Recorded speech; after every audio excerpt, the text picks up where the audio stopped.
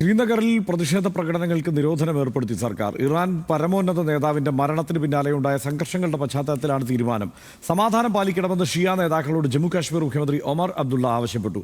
വിനോദസഞ്ചാരികളോട് ജാഗ്രത പാലിക്കാൻ നിർദ്ദേശം നൽകിയിട്ടുമുണ്ട്. ശരത്ലാൽ ചേരുന്നുണ്ട് വിവരങ്ങളുമായി. ശരത്ലാൽ, രാജ്യവ്യാപകമായി തന്നെ പലയിടങ്ങളിൽ ഉത്തർപ്രദേശിലും മധ്യപ്രദേശിലും ഒക്കെ തന്നെ ഷിയ വിഭാഗക്കാരുടെ വലിയ പ്രതിഷേധ പ്രകടനങ്ങൾ നമ്മൾ കണ്ടു.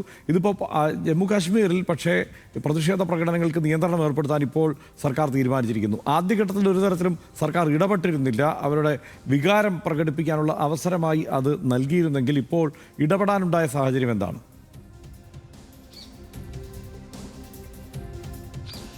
Harshan, good morning. ഹർഷൻ, ജമ്മു കാശ്മീരിൽ സ്ഥിതിഗതികൾ കൈവിട്ടു പോകുന്നു എന്നൊരു സംശയം ജമ്മു കാശ്മീർ സർക്കാരിനുണ്ട്. അതുതന്നെ കേന്ദ്ര ആഭ്യന്തര മന്ത്രാലയത്തിലുള്ള. അതുകൊണ്ട് തന്നെയാണ് അത്തരമൊരു പ്രക്ഷോഭത്തിൽ അല്ലെങ്കിൽ അത്തരമൊരു പ്രതിഷേധങ്ങൾക്ക് നിയന്ത്രണം ഏർപ്പെടുത്തിയത്. കാരണം ഷിയ നേതാക്കളുമായി ഇന്നലെ ജമ്മു കാശ്മീർ മുഖ്യമന്ത്രി ഉമർ അബ്ദുള്ള സംസാരിച്ചിരുന്നു.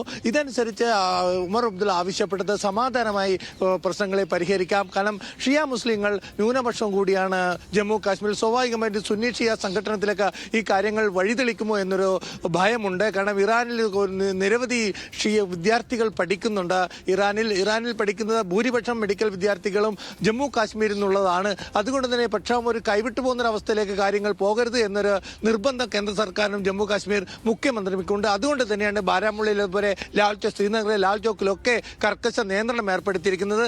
ഏതായാലും ഇന്ന് പ്രക്ഷോഭങ്ങൾ ഉണ്ടെങ്കിൽ അത് തടയുമെന്ന് തന്നെയാണ് സർക്കാർ വ്യക്തമാക്കിയത്. അതേപോലെ തന്നെ ലക്നൌവിലും ഷിയ പ്രതിഷേധങ്ങൾക്ക് നിയന്ത്രണമുണ്ട് എന്നാണ് കരുതുന്നത്. ഇന്നലെ ഡൽഹിയിൽ ഷിയ പ്രതിഷേധം ഉണ്ടായിരുന്നു. നൂറുകണക്കിന് ആൾക്കാർ പങ്കെടുത്തിരുന്നു. എന്നാൽ സമാധാനപരമായിരുന്നു ഡൽഹിയിലെ പ്രതിഷേധങ്ങൾ. അതുപോലത്തെ ഇറാൻ എംബസിക്കും അതുപോലെ ഇന്ത്യയിലെ ഇസ്രായേൽ എംബസിക്കും അതേപോലെ US എംബസിക്കും കനത്ത സുരക്ഷ ഏതായാലും ഡൽഹി പോലീസ് നൽകിയിട്ടുണ്ട്. എന്നാലും വളരെ പ്രധാനപ്പെട്ട ഒരു കാര്യം ഹർഷൻ, കോൺഗ്രസ് പാർട്ടി ഷിയ പ്രക്ഷോഭങ്ങൾക്ക് പിന്തുണച്ചുകൊണ്ട് രംഗത്ത് വന്നു എന്നാണ്. ഇന്നലെ DCC അധ്യക്ഷൻ ഡൽഹി പ്രദേശ് കോൺഗ്രസ് അധ്യക്ഷൻ തന്നെ ഷിയ പ്രക്ഷോഭത്തിൽ പങ്കെടുക്കുന്ന അവസ്ഥയിലേക്ക് കാര്യങ്ങൾ വന്നു. ഇറാനിലെ പരമോന്നത നേതാവിന്റെ കൊലപാതകത്തെ കോൺഗ്രസ് മല്ലികാർജുന ഖാർഗെ ഇന്നലെ തന്നെ കർക്കശമായ സ്വരത്തിൽ എക്സിലൂടെ സാമൂഹ്യ മാധ്യമത്തിലൂടെ അപലപിച്ചിട്ടുണ്ട്.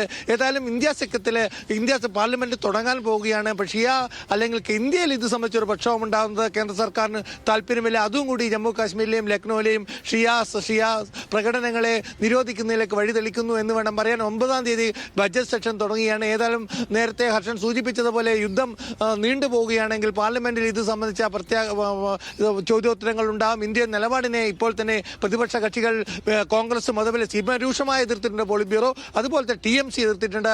സമാജ്വാദി പാർട്ടി എതിർത്തിട്ടുണ്ട്. ഇന്ത്യ ഒരു വ്യക്തമായ നിലപാട് പറയണമെന്നാണ് പറഞ്ഞത്. എന്നാൽ ഇന്നലത്തെ സെക്യൂരിറ്റി കമ്മിറ്റി ഓഫ് ക്യാബിനറ്റ് CCSന് ശേഷം പ്രധാനമന്ത്രി വ്യക്തമാക്കിയത് അബുദാബിക്കും ഗൾഫ് രാജ്യങ്ങൾക്കും ശക്തമായ പിന്തുണ നൽകുന്നു എന്നാണ്. കൂടെയുണ്ട് എന്ന് പറയുന്നു. അതുകൂട്ടി വായിക്കുമ്പോൾ ഈ രാജ്യങ്ങൾ ഇപ്പോൾ അമേരിക്കയുമായി സംയുക്ത പ്രസ്താവന പുറപ്പെടുവിച്ചാണ്. ഈ സാഹചര്യത്തിൽ ഇന്ത്യ ഇറാന് പകരം ഈ ഗൾഫ് മേഖലയിലെ അബുദാബി അല്ലെ ഖത്തർ എന്നീ രാജ്യങ്ങളുടെ നിലപാടിനോടൊപ്പം നിൽക്കും എന്ന് തന്നെയാണ് ഇന്നലത്തെ സുരക്ഷാ കൗൺസിൽ യോഗത്തിന് ശേഷമുള്ള വാർത്തകൾ അല്ലെ അറിയിപ്പുകളിലൂടെ നമുക്ക് മനസ്സിലാവുന്നത്.